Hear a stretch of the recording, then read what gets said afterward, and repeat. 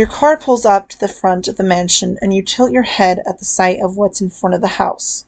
You open the door and look up to see the 2-story tall stuffed bunny Tony gave you.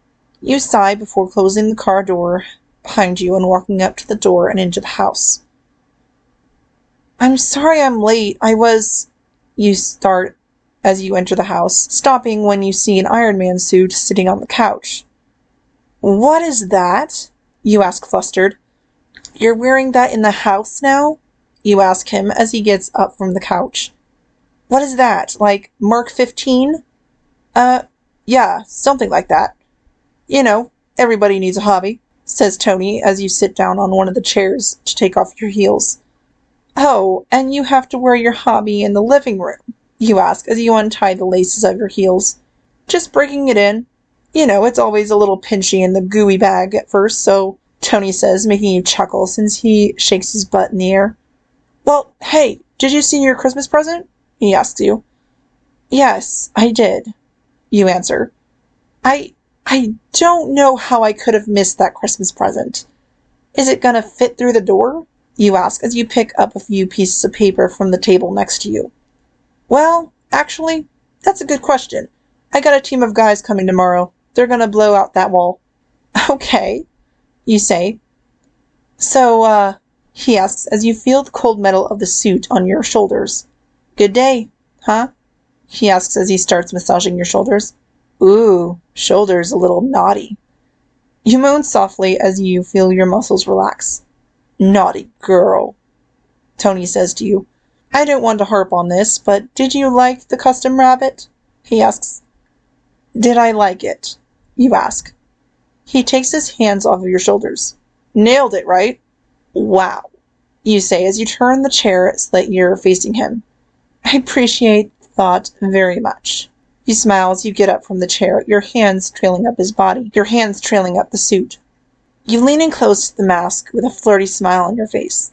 So, why don't you lift up that face mask and give me a kiss? You ask while batting your eyelashes at him, knowing that he can't resist the urge to kiss you, even if he's in a suit. Tony starts imitating computer beeping and hitting his helmet. Yep, damn it, no can do, he says. You want to just kiss it on the little facial slit here? He asks, pointing at the mask. Uh-huh. Well, why don't I run down to the garage and see if I can find a crowbar to jimmy that thing open? You ask as you walk away from him towards the staircase. Crowbar, yeah, Tony says. Oh, except there's been a little radiation leak, he stammers, trying to stop you. I'll take my chances, you say as you start walking down the staircase to the lab. That's risky, he says from behind you. As you make your way down the stairs, you hear Tony's voice coming from the lab. At least let me get you like a hazmat suit. You can, he says, grunting. A Geiger counter or something like that. You hear him say as you watch him do pull-ups. Busted, he says as he lets go of the bar and turns to you. This is a new level of lame, you say, crossing your arms over your chest. Sorry, he says. You ate without me already? On date night? You ask. He hesitates. You mean you say, pointing at him. Well, yeah, I just mean we were just toasting you. Well, I finished up with a little work. Uh-huh, you say, crossing your arms across your chest. And yes, I had a quick bite. I didn't know if you were coming home or if you were having drinks with Aldrich Killian, he says to you, crossing his arms over his chest. You hear a whirring sound from the suit next to you, and you look at it to see it looking right at you. What? You ask it. What? Tony asks. You turn back to Tony. Aldrich Killian? What? Are you checking up on me?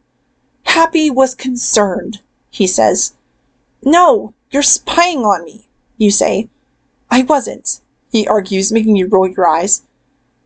I'm going to bed, you say, turning away and making your way up the stairs. Hold on. Come on. Nickname, he asks, but you continue walking up the stairs.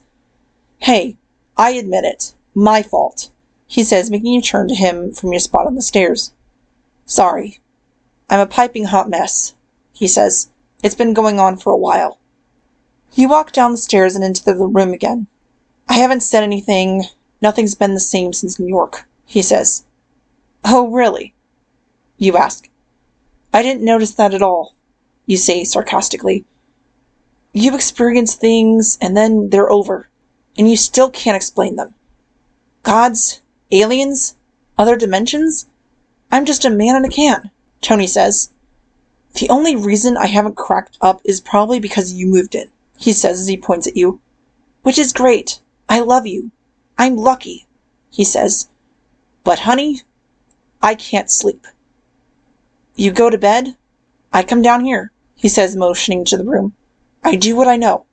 I tinker. He sighs as he sits down in a chair. Threat is imminent, and I have to protect the one thing that I can't live without, he says. That's you, he finishes while pointing at you. And my suits. They're, he trails off. Machines, you say, closing your eyes. They're a part of me, he states. A distraction, you say. Maybe, he says quietly while looking at you with soft eyes. You slowly walk up to him and smile down at him as he looks up at you. You run your hands up to the back of his neck as you smile down at him. He smiles softly back before putting his head against your chest, running his hands up and down your back. You hold his head there for a moment before pulling away and taking his headset off, making him look up at you again. You run your fingers through his hair as you look into his brown eyes. I'm going to take a shower, you say, smiling softly. He nods. Okay. You smile and walk away. You then turn to him when you get to the door. And you're going to join me. You smile. Better, he says, making you smile as he gets up from the chair, walking up to you and taking your hand in his, leading you upstairs.